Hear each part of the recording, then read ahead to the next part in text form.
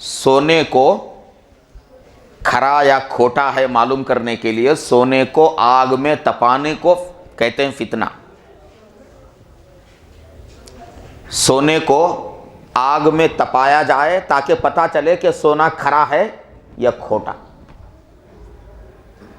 چنانچہ آزمائش کے لیے بھی کیا ہے؟ فتنہ بولا جاتا ہے، اس لیے کہ آزمائش میں بھی آدمی اللہ تعالیٰ آزمائشیں لاتے ہیں تو کون مومن کھرا ہے اور کون کھوٹا ہے پتہ چلتا ہے۔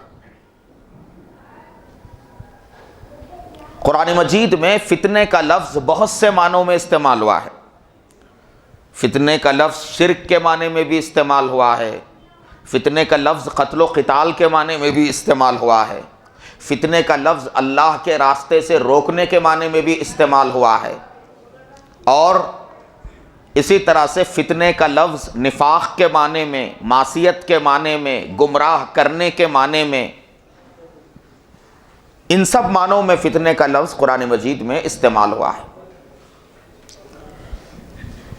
منافقین کے بارے میں اللہ تبارک و تعالیٰ نے سورہ توبہ کے اندر ایک مقام پر یوں فرمایا، اولا یرون انہم یفتنون فی کل عام مرۃ او مرتین ثم لا یتوبون، کیا وہ لوگ دیکھتے نہیں کہ ہر سال ایک مرتبہ دو مرتبہ ان کو فتنے میں ڈالا جاتا ہے، یعنی ان پر آفت لائی جاتی ہے، کوئی نہ کوئی مصیبت آ جاتی ہے، قحط سالی کا معاملہ یا مسلمانوں کے ذریعے سے شکست کا معاملہ، ایسا ان کو ہوتا رہتا ہے لیکن وہ نصیحت حاصل نہیں کرتے۔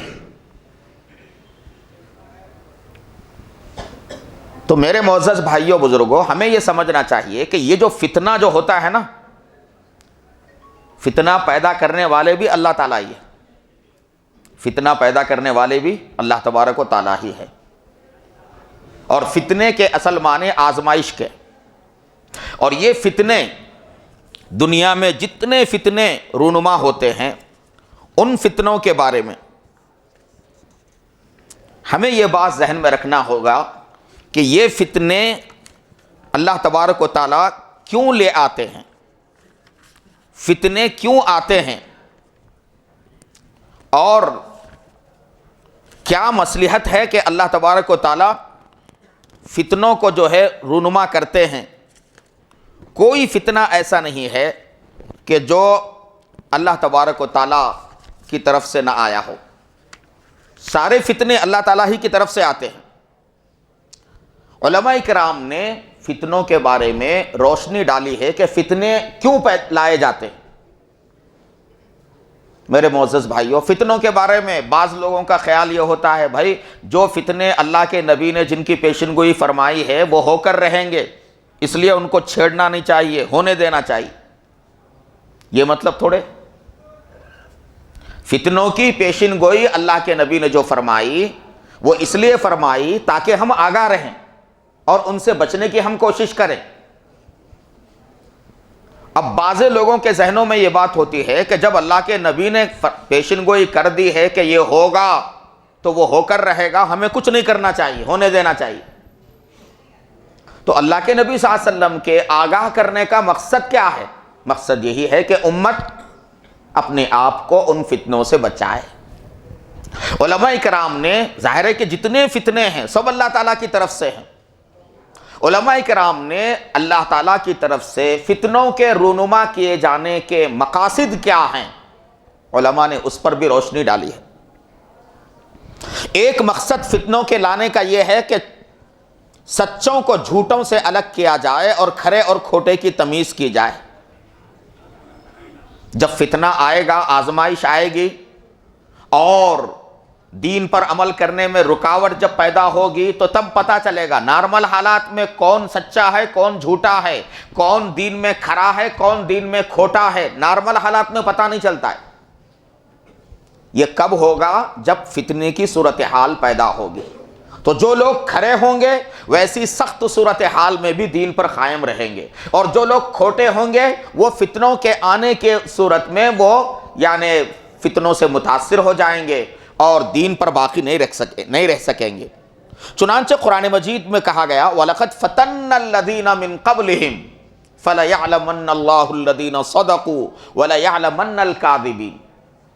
ان سے پہلے لوگوں کو بھی ہم نے آزمائش میں ڈالا ہے، فتنوں میں ڈالا ہے۔ ایسا ہم اس لیے کرتے ہیں، اللہ فرماتے ہیں کہ اللہ تعالیٰ جاننا چاہتے ہیں کہ کون سچا ہے اور کون جو ہے جھوٹا ہے، کون کھرا اللہ کا بندہ ہے اور کون جو ہے کھوٹا ہے۔ تو یہ فتنوں کا ایک مقصد ہوتا ہے۔ اب جو بندے فتنوں میں مضبوطی کے ساتھ دین پر جمے رہیں گے، یوں سمجھیے کہ اللہ کی آزمائش میں وہ کیا ہو گئے؟ کامیاب ہو گئے۔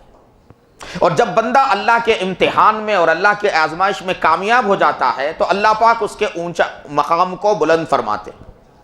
جیسے سیدنا حضرت ابراہیم علیہ السلام کو اللہ نے کیا کیا؟ بہت ساری باتوں میں آزمایا۔ وَإِذِ ابْتَلَىٰ إِبْرَاهِيمَ رَبُّهُ بِكَلِمَاتٍ، اللہ نے بہت سی چیزوں میں حضرت ابراہیم علیہ السلام کو آزمایا، اور حضرت ابراہیم علیہ السلام ان آزمائشوں میں پورے اترے۔ فَأَتَمَّهُنَّ، جب آزمائش میں پورے اترے تو اب اللہ کا انعام ہوتا ہے۔ اللہ نے فرمایا قَالَ إِنِّي جَاعِلُكَ لِلنَّاسِ إِمَامًا، ابراہیم تم میرے آزمائشوں میں کامیاب ہو گئے، اب میں تم کو امامت کا منصب عطا کرتا ہوں، منصب امامت پر میں تم کو فائز کرتا ہوں۔ تو میرے بھائیوں بزرگوں، آدمی فتنوں کی حالت میں، فتنے رونما ہونے کی حالت میں ہم دین پر جمے رہیں گے تو گویا یوں سمجھیے کہ اللہ کے امتحان میں ہم کامیاب ہو گئے، اور جب ہم کامیاب ہوں گے تو اللہ پاک ہمارا مقام بلند فرمائیں گے۔ تو فتنوں کے لانے کا ایک مقصد تو یہ ہے کہ کھرے کھوٹے میں تمیز کی جائے، کھرے کھوٹے میں تمیز کی جائے، سچے اور جھوٹے میں تمیز کی جائے۔